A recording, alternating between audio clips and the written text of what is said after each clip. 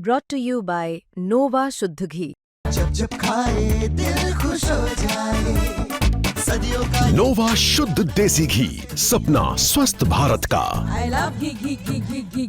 मध्य प्रदेश का इंदौर शहर लगातार चर्चा में बना हुआ है। चर्चा की वजह है एक फैसला जिसके तहत इंदौर में मौजूद शीतला माता कपड़ा बाजार से व्यापारियों ने उनकी दुकानों में काम करने वाले मुस्लिम समुदाय के कर्मचारियों को निकाल दिया है।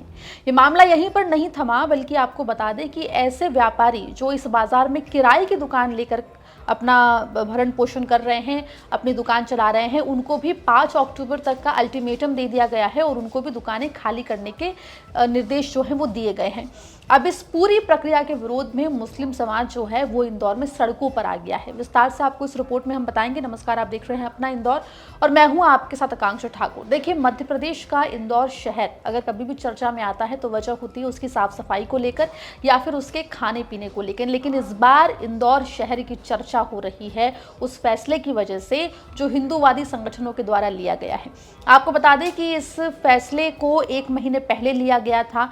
बीजेपी विधायक मालिनी गौड़ के बेटे और बीजेपी के कार्यकर्ता नेता जो हैं एकलव्य गौड़, उन्होंने अल्टीमेटम दिया था कि शीतला माता मंदिर कपड़ा बाजार जो है वहां से जिहादी मानसिकता के लोगों को हटाया जाएगा। तमाम व्यापारियों को उन्होंने ये अल्टीमेटम दिया था कि 25 सितंबर तक ऐसे तमाम सेल्स पर्सन या फिर दुकानों में काम करने वाले जो युवक हैं जो कि मुस्लिम समुदाय से आते हैं उनको हटा दिया जाए।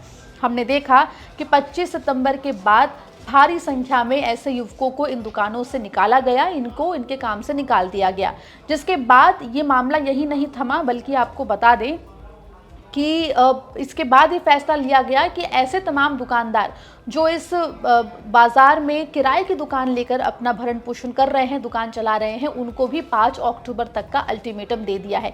लेकिन अब इस पूरे मामले ने जहां एक तरफ तूल पकड़ना शुरू किया है, वहीं मुस्लिम समुदाय भी जो है विरोध में उतर आया है। आपको बता दें कि इंदौर के बहुचर्चित राजवाड़ा पर इन जो मुस्लिम समुदाय के युवक हैं उन्होंने रैली निकाली, विरोध प्रदर्शन किया और साथ ही ये कहा कि ये पूर्णतः राजनीतिक फैसला है और इस तरीके से मुस्लिम समुदाय के लोगों को जो काम से निकाला जाना जो है वो एक राजनीतिक षड्यंत्र उन्होंने बताया। हम लोग ये चाहते हैं कि व्यापार को व्यापार की तरीके से देखा जाए, ना कि राजनीति के तरीके से। हम लोग 30 साल 33 साल यहाँ पे ज़िंदगी बिता चुके हैं, व्यापार शांति से करते हैं, हमारी कोई शिकायत नहीं है, लेकिन हमें कुछ वजह से यहाँ से बाहर किया जा रहा है। इसकी वजह जानना चाहते हैं कि क्या वजह है। वजह यही है कि हम मुसलमान हैं और इसके अलावा क्या वजह है हमें बताया जाए। हम 100 से 150 लोग हैं जो पेट की लड़ाई लड़ रहा है। इस लड़ाई में हमें आप लोगों का साथ चाहिए, आप लोगों का सपोर्ट चाहिए, जनता का सपोर्ट चाहिए। क्या लड़ाई है? हमें नौकरी से निकाला जा रहा है और दुकानों को खाली कराने का अल्टीमेटम दे दिया गया है। हमारे सेठ लोगों को थोड़ा सा दबाव बना के बोला गया है कि आप इनको निकालो, नहीं तो हम हमारे हिसाब से करेंगे। किसके द्वारा दिया गया था? राजनीतिक दल की वजह से।